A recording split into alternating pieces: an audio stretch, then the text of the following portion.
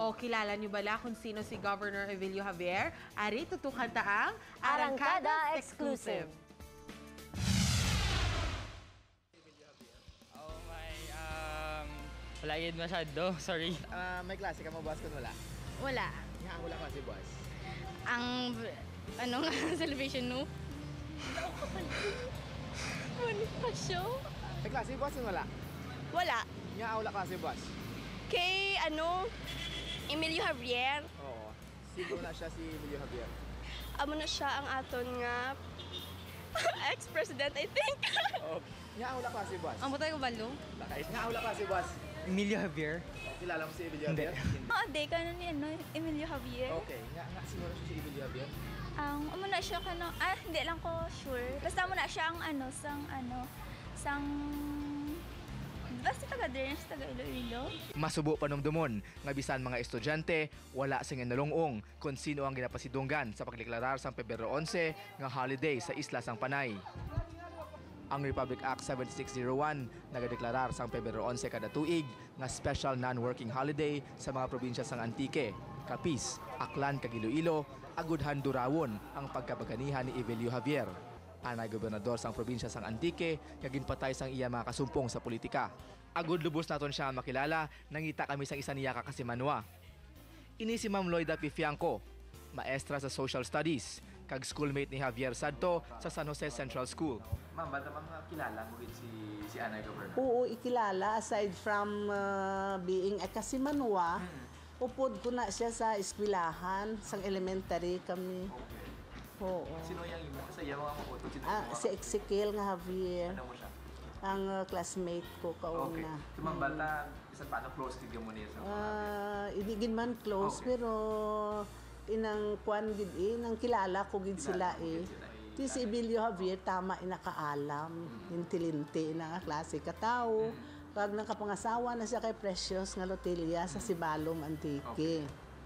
Bangod sa iya kaalam, wala natingala si Ma'am Loida nga nagsulod si Javier sa politika.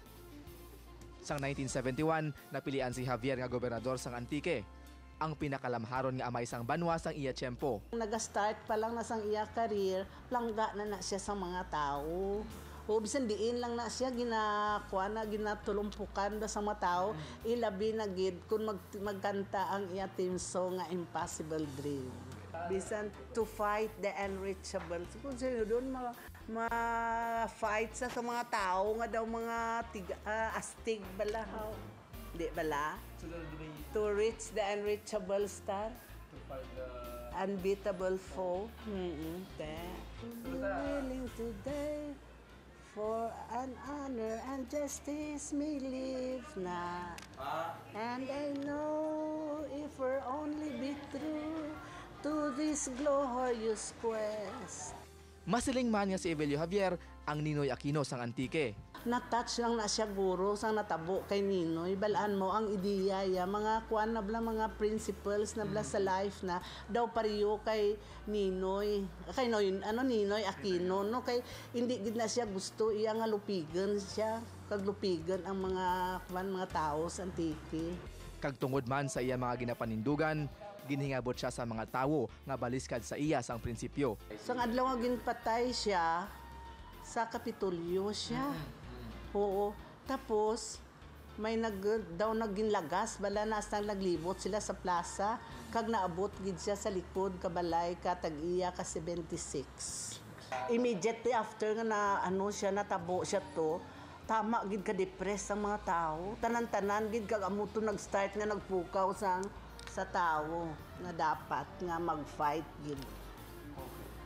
Kita mo paglubong na ara ako. Ay oo, damo gid sang tao. Apektado gid sila tanan-tanan. Kag amo to at that time nga si Cory amo ang nagadpadalagan president. Kag amo to nag-start sa EDSA revolution. Kay amo na nagpukaw bla sa mga tao nga dapat ipaglaban na ang Pilipinas not only sa Antique. Madamo ang nagapati nga kung wala napatay si Evelio Javier, wala siguro tabo ang EDSA revolution. Padayon siguro sa gihapon nga nagpangibabaw ang diktatorya sa pungsod. He did not die in vain, hindi bala? Oo. nagsacrifice siya tungo gin-sacrifice siyang self na ang life na for the sake of reforms, di bala? Kung may ginpasubli man si Evelio Javier sa aton, ina ang kaisog sa pagpakigbato sa ngalan sang prinsipyo kag kinamatarong.